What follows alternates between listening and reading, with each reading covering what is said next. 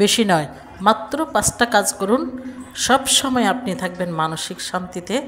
আপনার পাশে কেউ থাক না থাক, আপনাকে কেউ ভালোবাসুক না বাসুক, আপনি সব সময় থাকবেন আনন্দে স্বাচ্ছন্দ্যে। নাম্বার 1, আপনি পৃথিবীতে আপনি একাই এবং একক, আল্লাহ ছাড়া আপনার কেউ আপন নাই। নাম্বার 1-এ এটা আপনার মাইন্ডসেট রাখবেন। নাম্বার 2-তে আপনি কারো কাছে কোনো কিছু আশা প্রত্যাশা কখনোই করবেন না। নাম্বার 3-তে আপনি কখনো কারো গীবত, সমালোচনা, কারো প্রতি হিংসা এসব কখনোই করবেন না। নাম্বার 4 হচ্ছে আপনি কখনো কারো উপকার করতে না পারলেও কারো ক্ষতি করবেন না। নাম্বার 5 হচ্ছে আপনি প্রতিদিন একটা করে ভালো কাজ করুন, অল্পতেই তৃপ্ত থাকার চেষ্টা করুন, আপনার যা আছে তাতেই আল্লাহ পাকের শুকরিয়া আদায় করুন, সবসময় আলহামদুলিল্লাহ বলুন।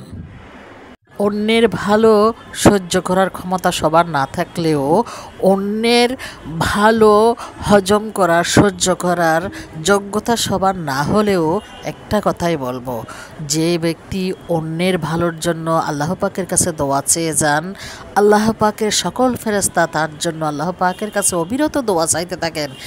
যে ব্যক্তি অন্যের ভালোর জন্য দোয়া কামনা করছে, সেই ব্যক্তির সব কিছু ভালো আগে করা হোক।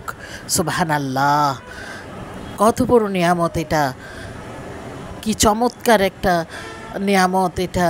আল্লাহ পাক অন্যের ভালো কামনা করা এতই পছন্দ করেন এবং আল্লাহর ফেরেশতারাও অন্যের ভালো যে কামনা করে তার ভালো হওয়ার জন্য আল্লাহ পাকের কাছে দোয়া চাইতে থাকেন। এর চেয়ে বড় নিয়ামত আর কি হতে পারে? তো অন্যের জন্য হিংসা কেন করবেন? অন্যের ভালো দেখে গা কেন জ্বালাবেন? অন্যের ভালোর জন্যই দোয়া করে যান, দেখবেন নিজের ভালো বেশি বেশি হবে। আল্লাহ পাক আমাদের সকলকে বোঝার তৌফিক দান করুন। সাধারণ এই সিঁড়িগুলো দিয়ে শতবার ওঠানামা করলেও কারো কিছু যায় আসে না, ডাজন্ট ম্যাটার।